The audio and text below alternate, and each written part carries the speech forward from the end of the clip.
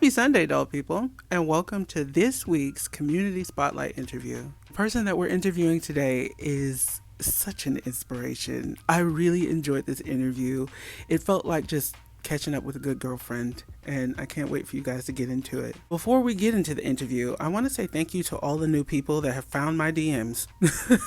Also, really like the feedback that I've been getting. It sounds like many of you really enjoy listening to these interviews, just popping them on and doing your thing. Do the same thing with many YouTubers that I enjoy, so it feels really good hearing that other people do that. So, without any further ado, grab a snack and let's get into it. So, I know you, but the I know dog you people need too. to know you. My name is Please, Queen Dalai Lama yes, yes, on Instagram. I go by a few names, but if anybody knows me from Instagram, they would know me as Queen Dalai Lama. If you're right. following the Queen Dalai Lama account. So yeah. Can I? Okay, so I'm so happy that you introduced yourself as Queen Dalai Lama because that's the only name I know for you. And I was going to ask, where did that come from? Because first of all, genius, genius. Actually, it was my so I go by Queen C. That's I'm a music artist, musician, singer-songwriter. Hmm. Before I became a doll artist and I did musical theater and acting, and this became something that I took on. And as I was doing it, um, my husband actually coined the term. And he's a hip hop artist and he's an MC and he's a writer. So he just comes up with things so like quick. I And he love was like, that. "That's Queen Dalai Lama" one day. And I was like, hold on a sec. I'm taking that and I'm using it because that's very creative. And it stuck. And then I just used it because I was like, Queen Dalai Lama, the Dalai Lama, someone who brings, I feel like bringing it became a place of peace, creative peace, and meditation for me, with all the other different art forms that I do.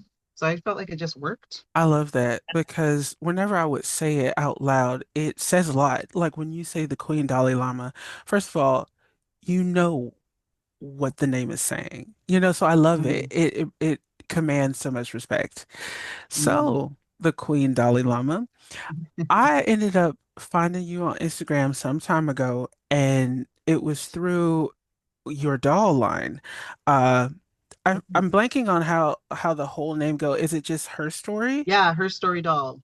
Right, Her Just her Story story doll. doll. Yeah. I found you, and you were doing these amazing customizations of your doll. So, what led you to start your own doll line? Um, and also a compound question. When you Mhm. started it, did it fulfill any needs that you had when you started it? When I first started it, I started it with a lot of hesitation. As an artist, I always worry about the joy being taken from the craft. And once something, especially for me as a creative being, once something starts becoming a task or a chore or a job, I have a tendency to detach from it. And I was worried about that because it's very business oriented.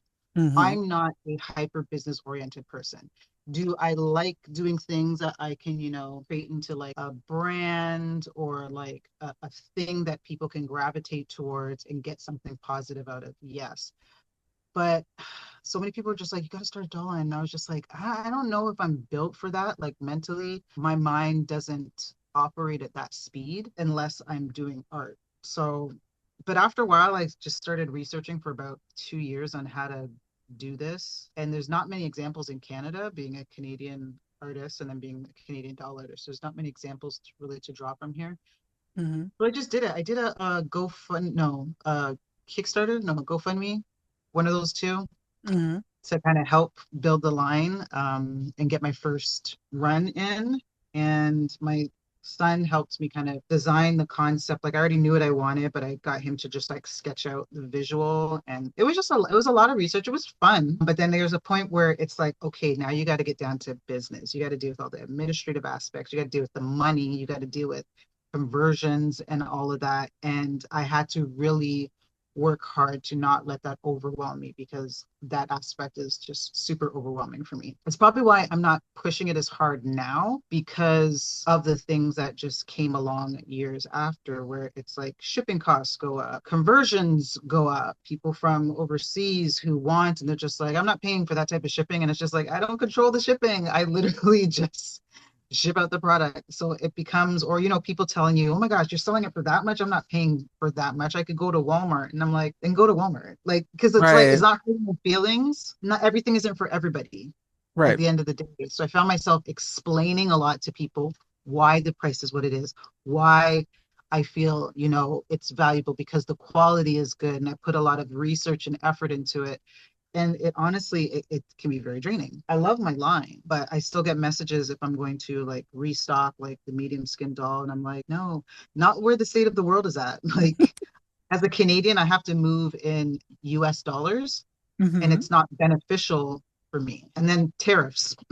Yeah. There's no way I could go back to what I was doing before the pandemic. The pandemic literally made everything slow right down to the point that I was like, how do I even make this last? I'm so happy that you brought that up because one of the things that has stuck out to me so far, I've now spoken to three artists, all of which are women, which makes me so happy.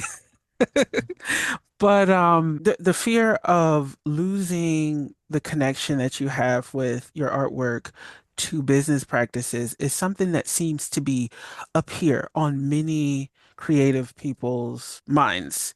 It's Yeah. paramount because it's also something that I've been afraid of. Like I've not spoken about the doll. Well, I guess I am now. I've designed two dolls and I have released none of them.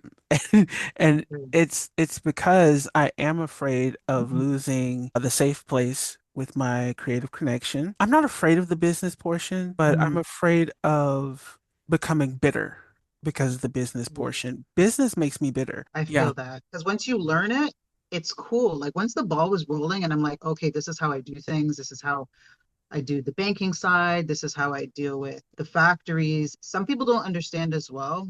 When you're already a creative person and you take on a business aspect of something, and especially, listen, I'm a Capricorn, so I have a hard time.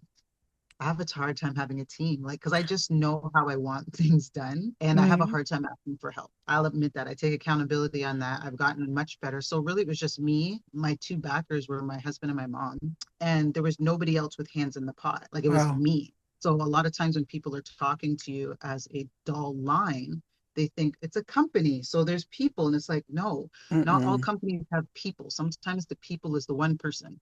Right. Some she's doing the marketing, she's doing the shipping, she's making sure she's quality control and all that. Like all that was me. Right. Um, and the average person doesn't understand that concept because they're so used to dealing with big box stores. They're used to dealing with brands that have, different Right. departments to deal with.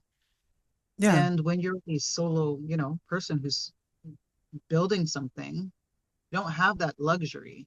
Hmm. And that luxury comes with a price too. You can't just have people working you for free. So Right. And then, I mean, consumerism makes it entirely too easy for us to dehumanize everything. The moment consumerism attaches itself to any project, it makes it very hard for people to remember that there are people making those wheels turn. With that being said, what brought you to dolls? Because you mentioned before that before you found the doll hobby, you were a mhm. musician, singer, songwriter. Also, Mama can sing. Okay.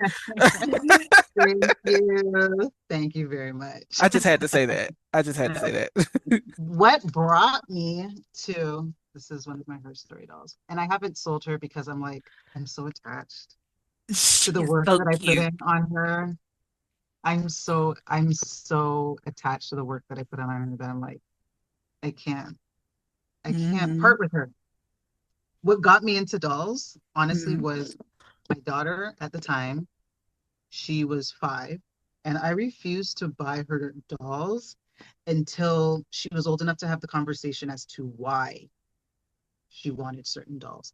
It was very Hmm. important to me. So growing up, I didn't have dolls growing up. I played with dolls a little bit. I was very much of a like more of a tomboy when I was growing up, definitely outside all the time and stuff like that. So the times when I did have a doll, it was like it was glorious. Like, and I always remember my first Barbie was Dee Dee from Barbie and the Rockers, the first black Barbie I've ever seen. Mhm. And it was like that blew my mind, like seeing that. And it was the first time, and she was the one and only Barbie that I ever owned. So I never had a collection. I never really had that. I had younger siblings who ended up having them, but by that time I was like so further along in my teens that I was doing other things. So fast forward to my daughter now, I'm like, okay, well, she's gonna want dolls or stuffies. So it started with stuffies. It started with stuffies and animal figures. I only Mhm. got her stuff that were animal caricatures until she could be like, I want this doll because of whatever. And the thing is, I wanted to make sure that she wasn't buying dolls due to or wanting dolls due to any self-esteem issues.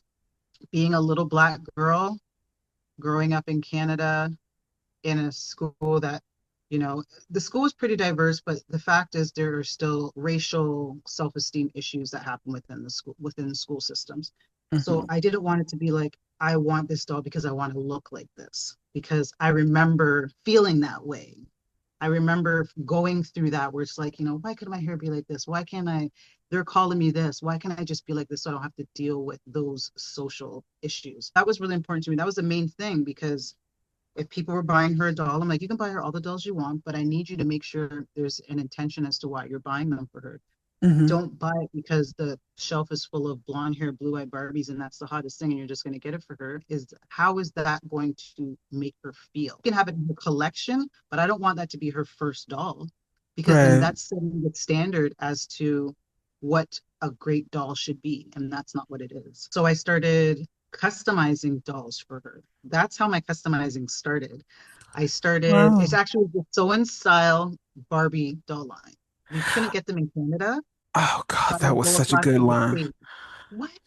If these were around, obviously, when we were younger, like, oh my God, like how things would have been so much more different. But I digress. The fact is, being in Canada, they weren't on the shelves because that's a whole other topic. Because I mean, like, I contacted Mattel. I was talking to like head departments because I was just like, what the hell's going on? Black Uh, people exist here. I mean, for real. Like, yeah, and they act as if, the demographic is not there. And basically what I found out is that in certain countries, so in Canada, each store that brings dolls in, it is up to the store to shelve their stores to decide what they want to bring in. So if they Okay. feel their demographic doesn't have a certain ratio of people, they're not going to bring in those dolls. Or if they even care, they're not going to bring in those dolls. So the fact is, we did have access to sew and style dolls, but they weren't putting them on the shelves. So that's when I Wow. went to called head office, and I'm like, at the time, I was doing a lot of I was doing a lot of work with girls in the community for empowerment through the arts. And I have a not-for-profit organization that I run. So I was like, send me dolls so I can give these girls. And these girls are of all different backgrounds. I don't care like what race or whatever they are, but the fact is, even for a little white girl to get a black doll, she has black friends. Why should she not have access to those as well? Why should the parent be choosing what the child wants as opposed to the Hmm. child choosing what is Right. visually pleasing to them?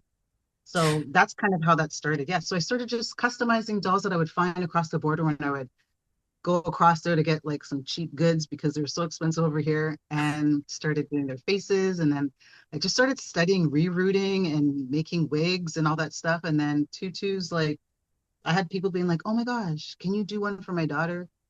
Or especially like people who had like biracial children. Hmm. I need like the skin tone's there, but the hair's not there. And so I started doing that. And then I was just Hmm. like, "Oh, this is kind of cool. I like this. This is fun." I mean, it's artwork, so I'm like, "This is fun." And then it transformed into Monster High dolls.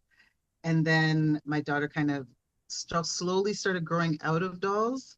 Hmm. And I was like, that's fine because I'm having fun over here. So I was just like, I just felt like I was just leveling up. Like it was a whole new world. She was into like BFC ink dolls that I would find on eBay. I was I was hunting for dolls that I could not get in Canada. Like anything that was just like unique, I was on the hunt. I was obsessed actually at one point. Okay, so what strikes me as really interesting is your experience with trying to meet a need and giving your daughter the form of beauty that includes her. It reminds me of what my grandmother would do for my mother. See, the way that the doll world has evolved here in the States is that we do have access. There's still issues. There's still Mhm. issues like the whole secondhand market making a black doll a million fucking Mhm. dollars. Like, Oh, I hate that. But there's still issues, especially when it comes to availability, but it's not as bad as it used to be in yesteryear here. And I'm very grateful for that because there isn't one version of beauty. There yeah, never has been, and there never will yeah, be. I also agree with the idea of different forms of beauty finding everyone because just because I'm beautiful doesn't mean you're less beautiful because you look yeah, different. yeah, And I feel like white children, along with all the other children of the world, need to be able to esteem all forms of beauty. yeah, It's important. It really is important. 100%. So that also brings me to my next question, which would be, well, actually, I want to talk about your Blythe dolls. That's what I want to talk about. Oh, I forget yeah. their names. They have a name whenever The you refer to. brownstone kids. Yes, The the brownstone Brownstone kids. kids. When Yeah. you were designing the Brownstone kids, where'd that come from? Because I want you to know that whenever I see them, I'm also a Blythe doll lover myself. Whenever I see them, they're so She's my favorite. cute. My favorite. They're so cute. Whenever I see them, I feel this this overwhelming feeling of just right representation. Like I can connect there because Yeah. have you ever seen, I don't know if you've ever seen this. It might just be an American show, but there used to be this show that used to come on when I was very young called The PJs. Um, and Oh it yeah, was the PJs. Yeah. like your dolls remind me of the PJs for some reason. Yes, the PJs. Oh my God, classic. Again, yes, that's a core memory. Uh-huh. Yeah, the PJs. I love the PJs. Oh my Same. God. Oh my God. Yeah. Especially even seeing them up here because you have to realize too in Canada, like our Black population are all like my generation, majority of us, unless you're Black Canadian, like born like your lineage is Canadian, which means that y'all came here from like freed slaves. Majority of us are like first generation. I'm a first generation Canadian, so both my parents immigrated here. And most of my Oh, generation are first generation Canadians. And the population is very much like uh, Caribbean, Black Caribbeans, or Black Africans. So a lot of the stuff that we would have access to on television and stuff like that were from the US. We had some shows here, but nothing like what the US was producing. And that's obviously because of the Black culture within America hmm. and creatively having to create those pockets and those things. With the Blythe dolls, I started with I don't even know where Mark. Oh, he's over there. I started because again, after I went through the phase of like Monster High, and I was like, okay, I kind of got this down. Like, I want to like. I just kept feeling like I have this thing where it's like I always want to level up. Like I always want to try something I've never done. I Hmm. want to see how far I can push my creativity. I want to see what new skill I can attain in this thing that I'm loving. And Blythe Dolls was one of those. And so like my first two, oh, there he is. My first two was Marcus and Maya. Um, and with them, I think I started them both at the same time. And I was like, I went on, yes, yes, they're factory Blaze, y'all. Okay, they're factory Blaze. I can't afford, I'm not going to be buy a real Blaze and cut it up. I ain't doing that. Okay. I ain't doing that. So I'm like, and plus the work that I knew I was going to be doing to it wouldn't even have made sense. So yes, they're factories. I realized they only come obviously, and well, now they can get different skin tones, but at the time you could only get white. I mean, because Yeah. that's how the doll is. Hmm. And I was like, with the doll art that I've been doing, once I started getting into the Monster High and then customizing Barbies, all my characters I felt wanted to be um I wanted Come them to on, be hair. look, right? Come on, hair. Mm. I wanted them all to be a representation of if this character was of African descent. I don't care where in the world they are, I don't care what planet. But the fact is, they Mm. could be fantasy, they could be sci-fi, but do they embody the aura and the energy of someone of African descent? So all the characters I do, even if they look like a fairy or an alien or an elf, they're always a representation of that. And I was Hmm. like, I want to try and carve up. I see these artists and they're doing the eyes and stuff like that. And with me, I don't know how to take small steps. So I did everything. I just took out the eyes, took out all the mechanisms and just went at it because I don't know how to do one step at a time. I'm just like, we're gonna do everything at once. And yeah, and then Marcus and Maya came about and they're fraternal twins. And I was like, this is fun. And then I got addicted to that. So that was my wave. And then I started making all these characters. And I'm just like, I named them the Brownstone Kids because I'm like, what if I did toy photography? But like all the toy photography was like nostalgic, but also present. So it's like all my toy photography that I do with them is like a flash in the past of our childhood as kids, but also modern day. So it's like a mix of the two. So Hmm. someone now who is young could maybe still identify with it if I was to do like a kid's book, but also their parents would be able to identify with it because it'd be like, yeah, I remember we used to do that. I remember we used to eat those things or watch movies or build a fort or go to the park and we all sit in a circle and just like it keeps me attached to my inner child. Good. That Which I photo love of it. them playing hopscotch Yeah. hit me Yeah, that was one right of the first here.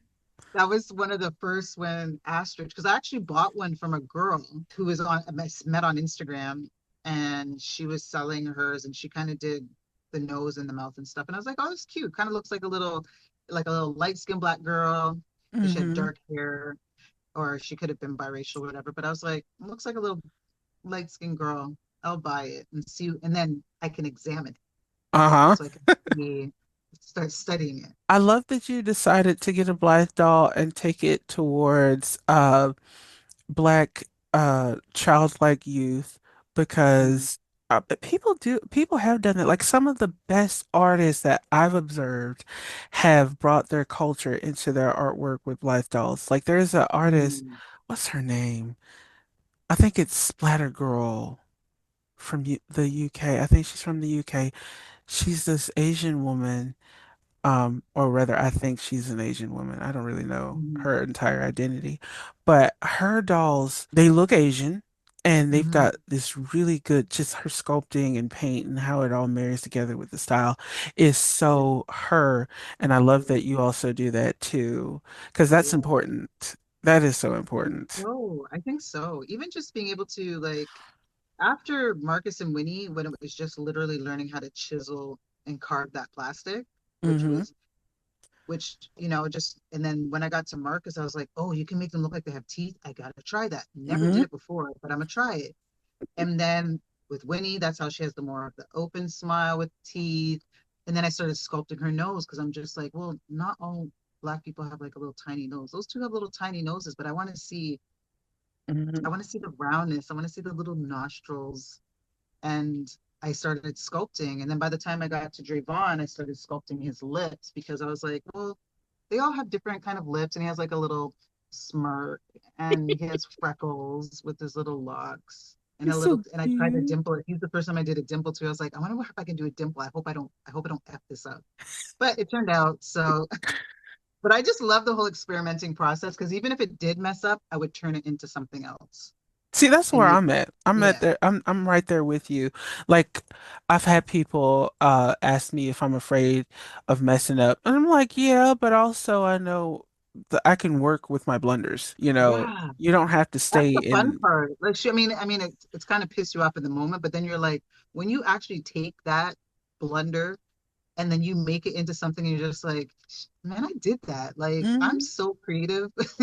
Like, it's just like a boost in self-esteem. So, yeah, Exactly. See, I love that. That yeah. actually, my ugly duckling. was made like that. Like I was sculpting her Blythe faceplate and put a hole in it because it's so easy to do that. It really is. It really is.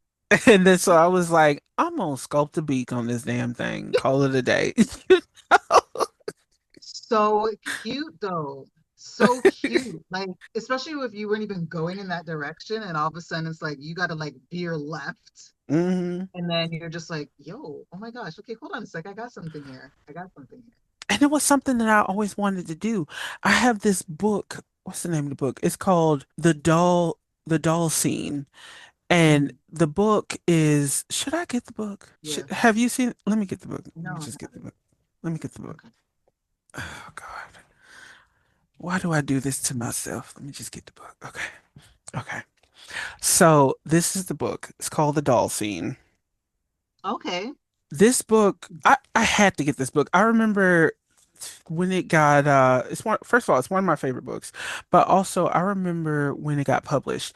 The person that published the book was on Flickr. And Flickr. Wow. I yeah, forgot about Flickr. I'm still on Flickr. It's where I back up all I my forgot. photos and everything. But let Uh, me see if I can I find. listen, I used to do deep dives on Flickr, especially when I got into the doll work. Like that was my go-to spot. And you know that Flickr was to me what Instagram is to people that's just finding dolls recently. Mhm. Like Instagram is, here it is. Here's the artist. Instagram really is the resource for them essentially finding all the information and the Mhm. stuff that they want to get into. Mm. But Flickr was that for me. And there was this artist that would do like these pom-pom headed Blythe dolls. Mhm. Oh my God. Oh yes, I do remember that. Yes. Yes. So Yes. Yes. I've always wanted to do this, and I probably will get around to doing pom-poms because I adore pom-poms. Oh my But gosh, I remember seeing that.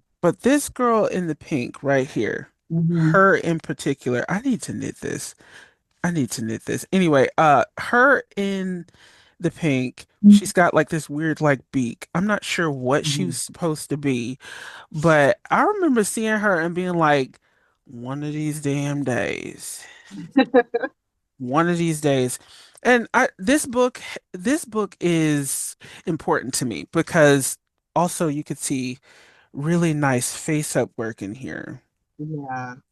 You know, it's it it's one of them books where I'm like, girl, if you can find it, please go get it. Because also as a person that's creative with dolls, taking photos and really depicting a nice image is Mm. just as important to me as the doll. I'm gonna look up that. No, I'm gonna look up that book because I feel like I remember seeing that cover at some point and I knew I couldn't find it here. I do not mind going and picking this book up and sending it to you. I don't. I really Okay, don't. yeah, yeah. This book is amazing. It's amazing. I remember when I found it, I went to look at her. She's so cute. Oh my God. She's so cute. I think that's when I think I'm trying to think, is it before? No, actually, okay, no, it was before Blaze. So I think the Blaze allowed me to take a break from face ups so that I could switch gears and then come back to it with a fresh mindset, I guess it would be. Because that's when I transitioned into after Blaze, I transitioned into BJDs. Because at the time I couldn't really afford, I couldn't justify the money yet to get a BJD. So when I got to the point where I could, and it was the Blythes that were my gateway hmm into like being like, okay, now I'm gonna go into the because for me, like the BJD realm was just like that was top tier. Like if you're gonna go into that, you gotta know your stuff. You can't be these are because this is an investment, you know what I'm saying? And the lights to me at the time were a little bit of an investment because of all the little things you gotta buy. But so I was hmm working my way up. And then when I got to damn, I mean, I don't have as many of the BJDs that I have anymore because life was lifing and I need the money. Right. So, but the ones that I did have, like Haru casting, I had a couple. I had like four of his sculpts. I still have my kids though. I Is still that a have Dory? him. Yes, I still have a Dory. I Oh, still have she's so Jew. cute. Yeah, her wig's kind of mashed right now because I'm doing a new wig for her, so I just keeping her head covered. But I kept Deep to Haru casting because I was like, I'm not gonna be able to get kids like this. I just feel like I might be able to, but I'm not gonna be able to get kid BJDs the way he Right. did. Yeah. Adore has got to be one of my favorite sculpts that the man has ever done, and he's done a Oh my few. gosh, love that sculpt. It's the Like best sculpt in the world. It's got so this cool. balance where it's just enough sculpting to give you a face, but it leaves the Yeah. rest interpretation up to you. And I Oh my God. love That's that. exactly it. Like, yeah, you hit the nail on the head. That's exactly it. Because I was like, I see so many versions of the sculpt, and it blows my mind at the scope of Hmm. visual creativity that has been done with that sculpt. Like, it's just so cool. I'm like, I will never give you away, my baby. Now I gotta go get mine. Hold up. My little Adore, his name is Chihiro. And let me get him. Oh my gosh. So this is my baby Chihiro. I recently just redid his face up. Um, This is what I'm talking about. I'm looking at this sculpt, and I would not even think it was the same sculpt that I have. right, and it's the best. That's the best thing in the world Oh about my this God. doll. It's just he That is sculpted. adorable. Yeah, Absolutely adorable. he just Yeah. sculpted a little human being and allowed everybody else to Yes. figure out what they wanted for him and everything. Let me see if I can get him any closer. Oh my gosh. That's beautiful. Oh, he's so cute. Oh Thank my goodness. you. Oh my goodness. Yeah, he's when I tell you, he is this doll has got so much character. He's a loner. He doesn't really like being bothered with people. That doesn't mean he Oh, doesn't like them. He just don't yeah. want you to bother with him. Like he wants to be left alone. He Like, wants to oh relax. my gosh, that face. He's the cutest. I think that this guy is my best friend's favorite doll of mine. Because something that she does that always strikes me as so amazing is that she can remember other people's dolls' names. And I'm like, I can't even remember my doll's name, I but got called she out for this remembers a couple him. times online. Listen, Especially the spelling of my dolls' names. I got called over. Someone's like, are you supposed to spell Maya this way? And I'm like, maybe. I can't remember. I I have, just know that her name is Maya, but I can't. I know I tried to spell it differently, but I probably have spelled it three different ways. and I don't see, tell you. I I have don't know had what to people do. do that to me. Well, people will be like, "Isn't that so and so?" And I'm like, "It is." It is. Actually, you're right. You're right. Why do you know my dolls better than me? You would, And they yeah. always do. You know what? Yeah. Since we're showing off dolls, there's a doll that has to meet you. You gave her a compliment years ago, and it stuck with her. So now she needs to meet you. Let me scoot. Oh my gosh, yes.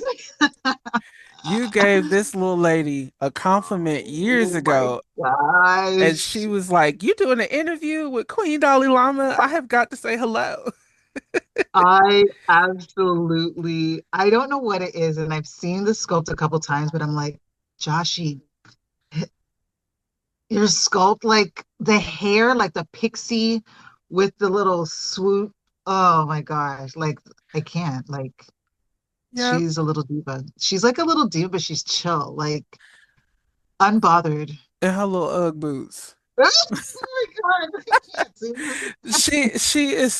She is unbothered. There's something about this doll that's Oh very my comfortable. gosh. Like look at the little outfit, the pants. Yeah, I love her. I absolutely love her. And Yep. you know what's funny? Certain like I don't have them anymore. I'm so upset with the fact that I don't have them. Like I don't know if this ever happened to you, but when you had to like part with a doll and then like immediately, like months later, I'm like so sick that I had to get rid of them. And it was the fallen doll, Rabby, the rabbit that Oh you gosh. had that I was like, and you had him pose, and I'm like, I need that doll, and I got it, and it was actually, oh, I'm so mad. Even just thinking about it, like triggering myself. Oh my gosh, I know, yeah. So this is Oh, the second one because I sold mine too. Listen, I get it. I get it. This is I Carrot need to get another 2.0. one. Oh, And Carrot was originally gray. Um, and they are hard to find. I actually found this on Mm. Mandarake randomly one night and was like Yeah, immediately buy. Immediately. so Um, sweet. I'm so mad. I'm so mad with myself. don't be. Every time I think about it, I'm not even gonna lie, Joshy, I get pissed off. I have same line, and this is Fennel, Hmm. uh, the Fennec Fox. So it was Jax was my rabbit's name. It was Jax and it was Fennel, and they were best friends. And she's like the badass. And Look at her. She's so cute. yeah, and again, she was like fully gray, but then again, the body, and then you add the hair and all that stuff. Because I was like, she's not a gray girl. But Hmm. and I was like, I had to have all the little piercings in her ears, and she's just like a rocker alt I love chick. it. See, And hmm, don't feel bad. And let me tell you why. Because I've been collecting dolls, or dolls have been a part of my life my whole life. And in mhm, my adult life, I have sold quite a few dolls. So I know mhm, that feeling of anger, like I should not have gotten rid of my things, yeah, because one doll that's been reoccurring and happening to me for a year now has been my Dust of Dolls Wawa. She was such an important doll. I honestly feel like she might have been my favorite. I'm gonna get a picture so you see her because I got to talk about it. She was my favorite, and I yeah, didn't keep her because just like you were saying, life was life, and hubby and I was moving out of the state. I was afraid. I mm, was afraid of where I was going. I was afraid of the future, and I didn't know. I was insecure. I was very afraid of not having enough money, you know, because whenever whenever you're going to go to another state, you never know what'll happen or what'll pop up and what you'll mm, have to contend with. So I was afraid. And I sold my doll because I knew she would fetch a pretty hefty price and she would sell quickly because they don't yeah, show up. They don't show up. So yeah, when they do show up, people hop like that. So I knew she was going to sell quickly. So I went ahead and sold her. And I'm not happy that I sold her. Mm-mm. yeah, I do regret it.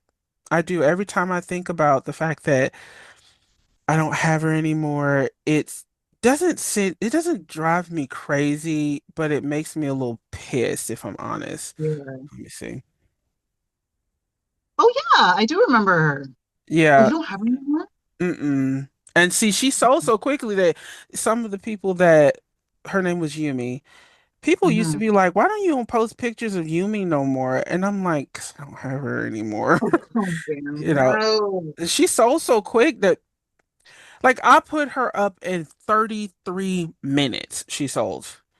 Wow. She sold so quickly. And I knew it was going to happen like that because they don't sell often.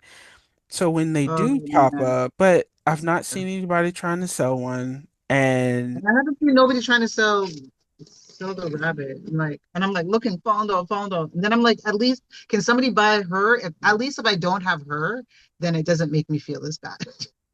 But she's still here in my life. And I'm like, you're a reminder you know that what's I even lost. crazier? Because after I sold Yumi, I also went along to, let's get into it. Let's get into it. So Yumi was a character. Her story was one where she could talk to plants.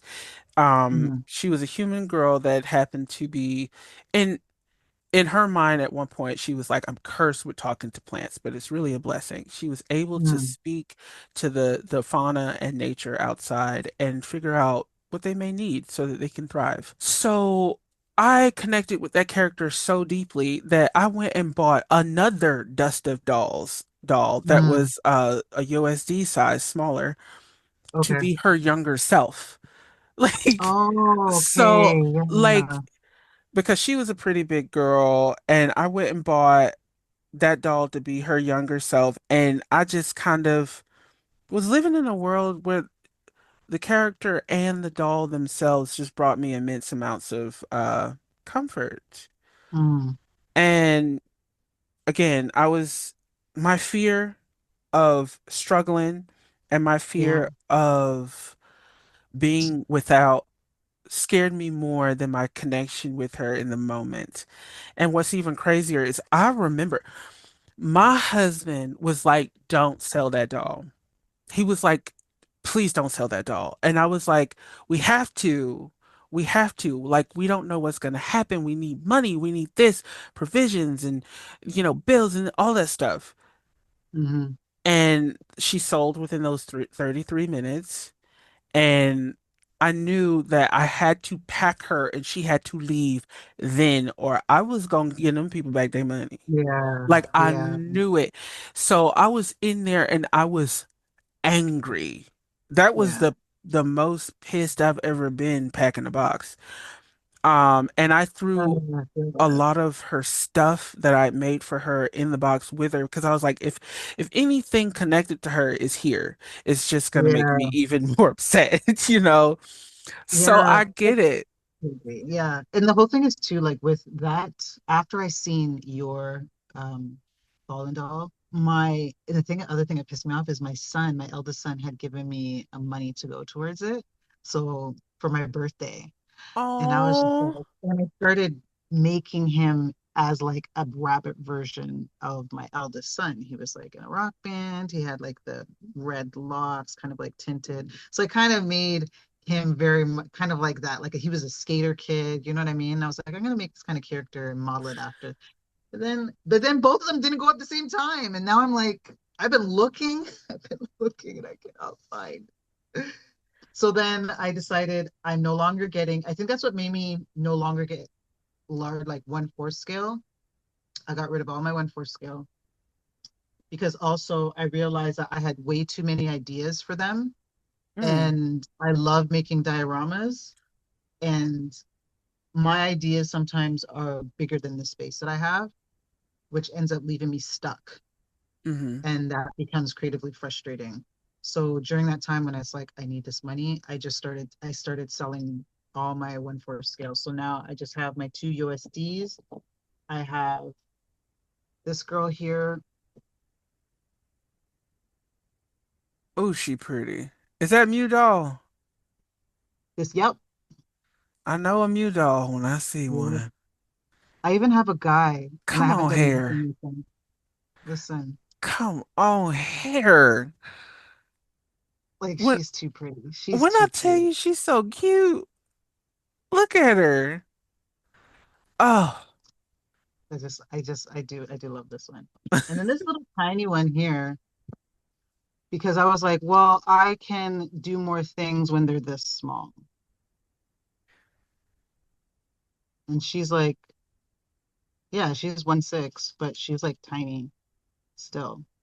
I And the love that. articulation, I think the artist is she goes by SM Dolls. She's out of like Russia or something like that. Wait, I have Out her. that way. You I have have her? Like I out that have her. way. I don't know where she is. This doll was a gift to me from a friend that's across the Oh, okay. pond. Um, Mm. I I have her, but her parts are kind of I've the Is she same has the magnetic company. hand? Yeah, the same company Yeah. that did Fallen Doll also Yeah. did these Hujo, the Hujo Oh yeah, line. yeah, yeah, yeah. I have a couple I've of those. finagled her body to be for one of my Hujos. Would Oh, you like okay. to see? Yes, I would. Because I don't have any of my Joe dolls anymore. Well, I I had didn't a couple of either. Like when I tell you, they're like all gone. all right, so the way that I'm always searching, let's use the term searching because my accent is fucking that word up. The way that I'm always searching for dolls, particularly dolls that I've Remember had that one? before. Remember that sculpt? Yes. Uh, I had that exact sculpt and I turned it into a girl with big afro puffs for somebody. You did? Um, yeah, actually, I made it for myself, but then somebody liked it, and so I kind of, and that's when I was just starting to do like really get into hair and stuff like that. Mm. But I'm like, oh my gosh, I haven't seen that sculpt in so long, and that was one of my first sculpts, like in the batch of first sculpts that I would get. Was it you who put me onto? Somebody put me onto what's the website called? The junkie Uh, spot. No, yes, it was you. Girl, You I see how used to you're love the inspiring Junkie people? You Spot. saw you've been putting people on. You say you've been putting people on from time. I believe it was you who put me onto the Junkie Spot. You and this other girl from YouTube who would do, Asimba. yes. Asimba.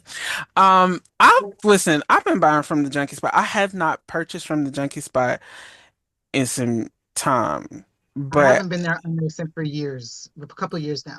I'm I don't scared even know if though. they, Right, like if, you don't even know if they're still functioning.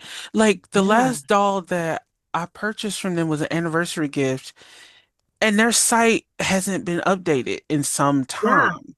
So So I'm it's like, like I'm scared to order anything because what if I would get all my eyes from there and everything. And I'm like, I don't even know.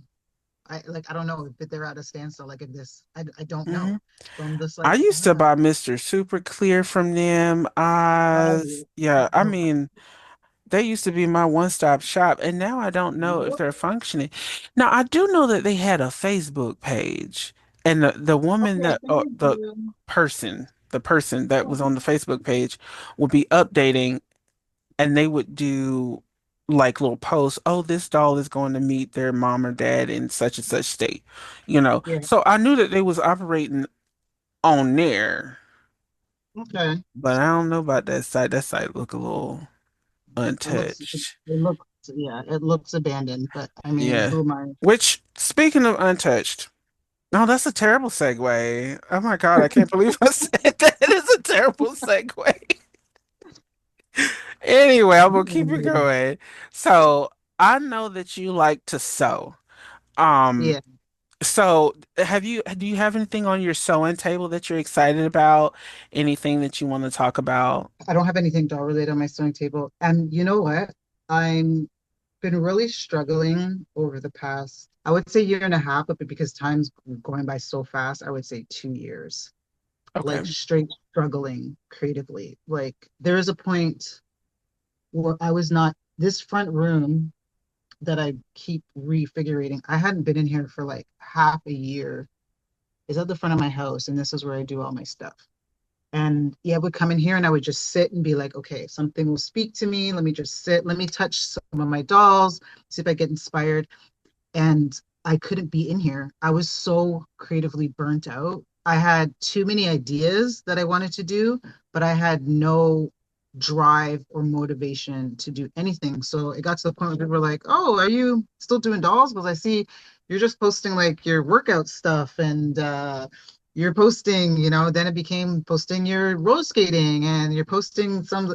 I'm like, yeah, because that is where I'm at, where I need to be right now while I figure out what I'm doing creatively.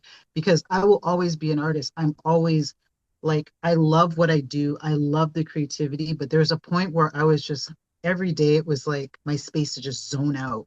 And there's times where I'd be in here and it'd be like 4 in the morning. I don't even realize it's 4 in the morning. And I've just been like carving, face paint, like making props, like just zoned in and not even tired. And it was beautiful. Like I did need to be getting sleep, but I was just like, it was such a meditative, creative space that I was battling with creating, but also being like, where I live, there is no group. There's no doll people out here. There may be a few. I don't know who they are. They may be in another province. Like nobody where I'm at. I'm so happy that you mentioned that because when you started talking about the struggles that you've been having creatively, my next Mhm. question was going to be, is it because you're doing it and you're making a go of it alone? Because if that's the case, I might have the thing for you. I have a group and we have been creating together since the beginning of the pandemic. Now, Okay. it's slowed down a little bit because we've all had to go back to our lives. But when I tell you it's filled with some of the most supportive men and women, I think you would really like it. I'm gonna add you. I'm gonna Please add do. you. I'm gonna add you because it's something that I see us all go through. I'm one of those people where the older I get, the more I realize the more we need each other, the more we Mhm. cannot vibrate without other vibrations around us. I think you'd vibe with the people that's in there because there's this level of excitement that I get but there's also a level of accountability and motivation that Mhm. I get from seeing other people be Yeah. creative. And it's not just creative in one way, it's creative in several ways, whatever way that feels right for you in the moment. Mhm. So I'm gonna add you, and I want you to just be Please like, do. "Hey, Please nice to meet do. everybody." You know I what? think you'll like it because one of my favorite girlfriends, her name is Jazz. Shout out to Jazz, girl. You know who you is. When I tell you that woman can wrangle, she can wrangle and get us together when we need to. But we also like to do like little fun challenges, like Mhm. when I started doing courses and stuff, that was one of the challenges that we was doing where me and Jazz was working through the corset pattern and the creation of the pattern and everything together. And then I Mhm. just kind of ran with it. So maybe that's what you Yeah. need. Maybe you just need, You know what? Yeah. You know what I find? And me and my other artist friends speak about this a lot.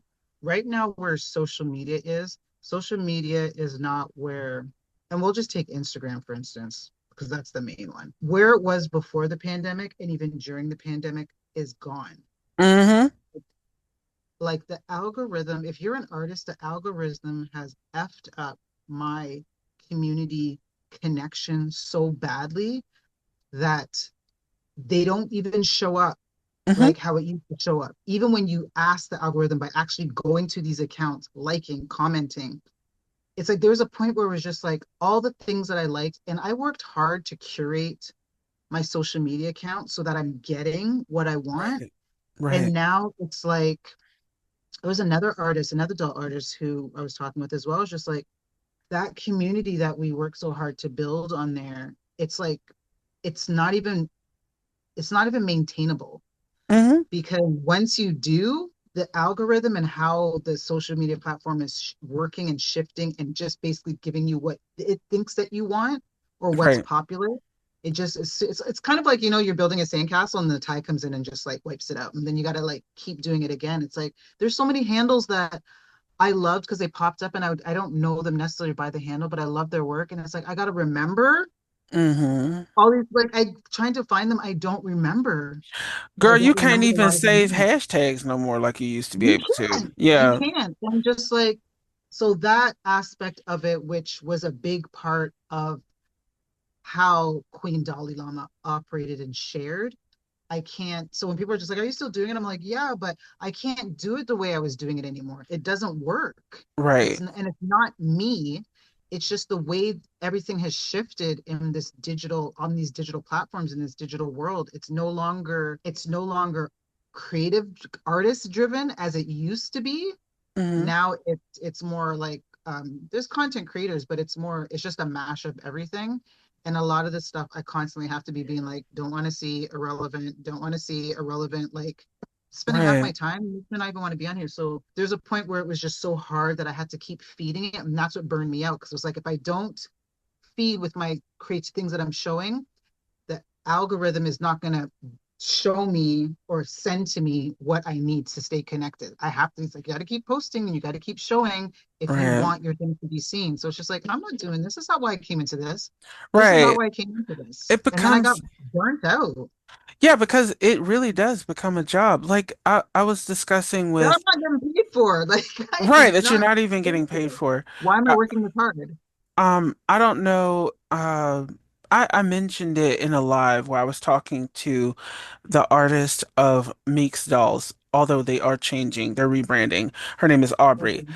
Um, Aubrey, she and I kind of hinted at it, but social media really has become unhospitable for a hobbyist or an artist because the engagement that you were able to get at one point, you don't really get that engagement. It's hard to get people No. to engage. And I really do think it's because people are tired. Instagram is very loud. It's very Yeah. loud. It's just as loud as TikTok. And there are very few places for people to really digest what they're seeing because things are hitting them so quick. People are being hit so quick with so much stimuli that when they do see something, even if they do like it, I've seen people get stuck where they can't engage because they don't really know what to feel because they feel so much. I don't post anywhere daily because Yeah. I can't.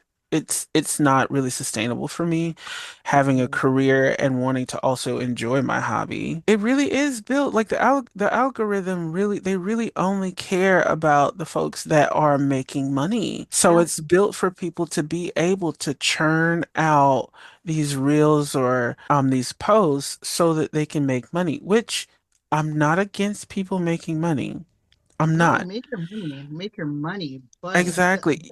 app that was originally this platform that was originally because that's why I had a camera was Mm-hmm. for people who did photography and artistic photography. That's what Right. it was. Then it Right. moved to people who were like, I can photograph my art, my Mm-hmm. creativity. Yeah. It was great.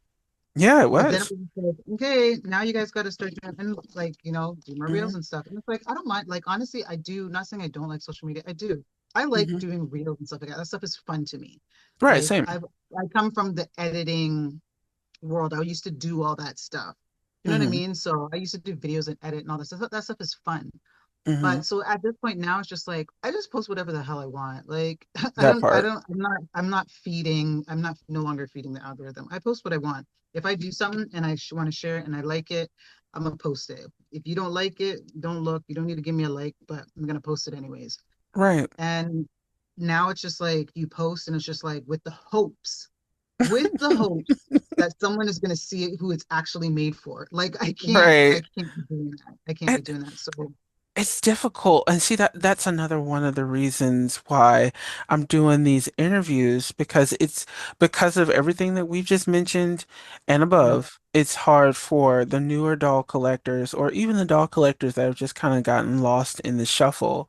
My Mhm. introverted people, oh my God, I'm an introvert magnet. And the amount of people that come to me that are introverts, they cannot figure out who's safe, who to talk to, or the they may have a few people that they want to engage with, but maybe they're apprehensive because of XYZ. That's why we're doing these interviews so people can know we out here.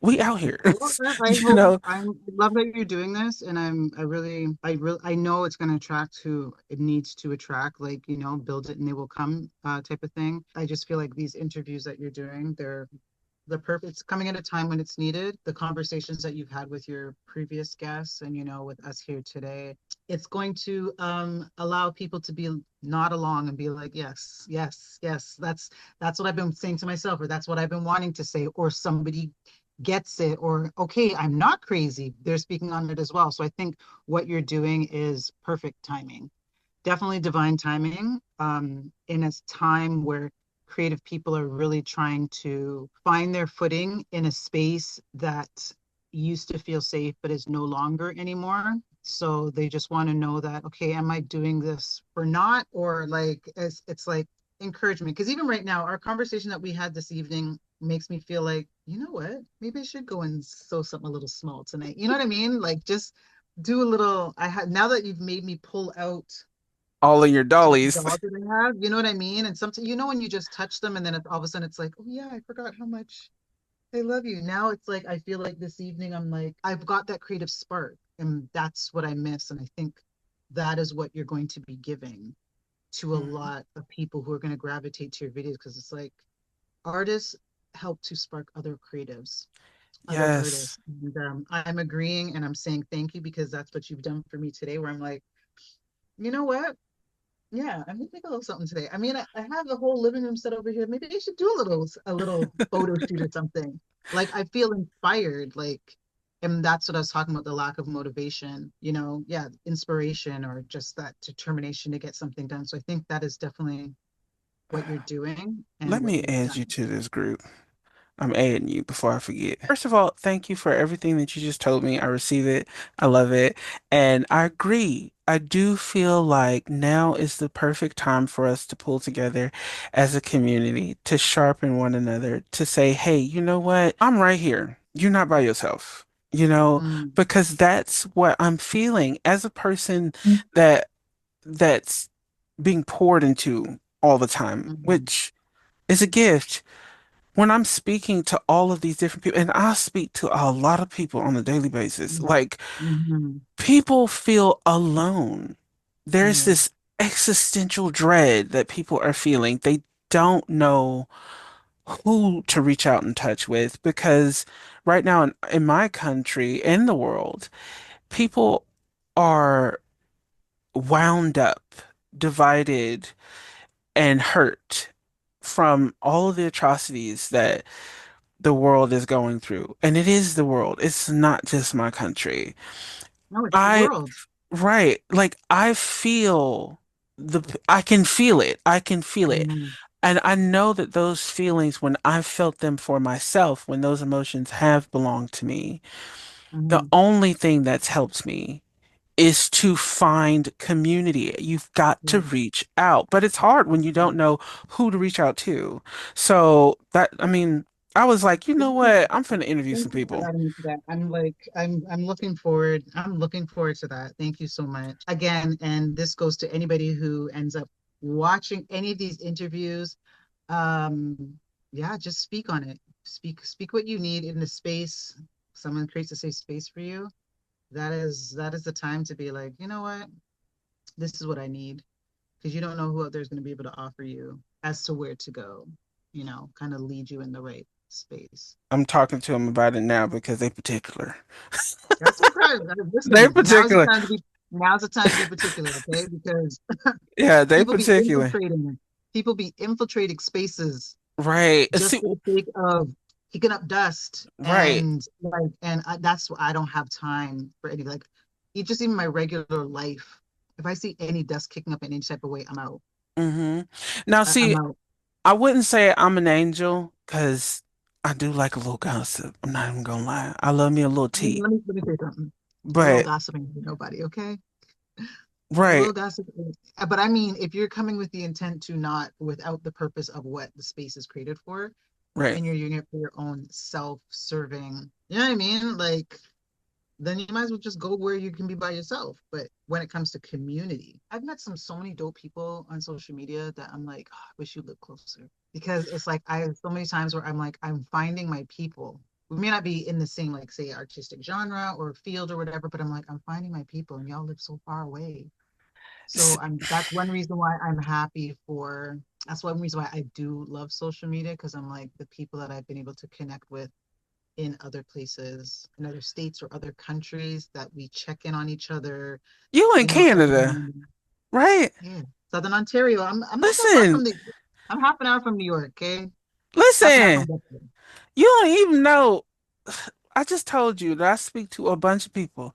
Black dog collectors out there. I literally just found out that there's a girl in my city. And you know who told me?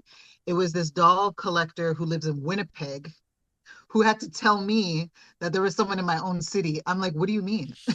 And I'm literally the only one that I know in my city.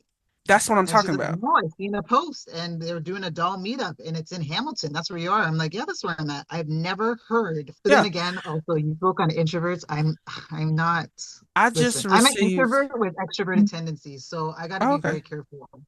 I gotta be I very careful where when I lived in Poughkeepsie, I used to receive a box from a friend that's up there, and I just received a box from her 2 weeks ago, I want to say, right there. Like they're up there. It's the same thing like when I used to live in New York City, I used to get this feeling where it's like, where the fuck are the dog collectors? And I know they out here. I know they out here. mm, But I really do feel like it takes a loud mouth little gay boy to go find them sometimes. listen, loudmouth little gay boy, and when he black, we know that things are gonna get done. Simple as that. Okay? That's one thing for sure. I feel like if I'm gonna be Okay? loud, I might as well be loud with a purpose. Say bye to the doll people. It's been fabulous Bye. having you. Listen, it was lovely. It was lovely because listen, Joshy Bear Huggies, okay, is a legend. He's an Oh, icon. He's a oh. legend in the stall community. If anybody has anything else to say, they can come talk to me about it. But meet me in my DMs. Okay? Meet me in my DMs if you got a problem. Because from I've started, he has put me onto so many things indirectly without even knowing who I was. And then directly, when we then eventually connected, you are a great spirit, a great soul. You're an amazing creative. And I Oh. love what you're doing. It's so needed. And I'm happy and I'm honored that you even asked me to come sit and chat with you. So Of course. Oh, okay. Bye, y'all. It's my child. I love this plushie. This is one of my favorite Pokemon plushies. Isn't he cute? He's so cute. I won't take this tag off. I can't bring myself to do it. Also, yeah, this is one of my favorite dresses that I've made. I posted it on Instagram. It's so comfortable, and it's my favorite Pokemon. I don't know, you guys. Like, ever since I encountered Snorlax blocking my way in a Pokemon game on the GBA when I was a kid, he's just been a constant. I've loved him ever since. I just do. Anyway, talking to Queen Dalai Lama was the bomb. I really enjoyed it. And I hope that all of you can take some inspiration from the things that we discussed in the interview. My favorite part of the interview had to be talking about, honestly, doll regrets. I know how that sounds, but talking about doll regrets really does help get rid of some of the crazy feelings you might feel about dolls that you've had to get rid of. I know you guys can relate to that. Like, sound off in the comments. And speaking of comments, as there are new followers on the channel recently, I like to include comments that you guys have left in the video outro. It doesn't have to be any specific kind of comment, just leave a comment, and if it really sticks out to me or if it's my favorite, I'll pop it in the video, like this one.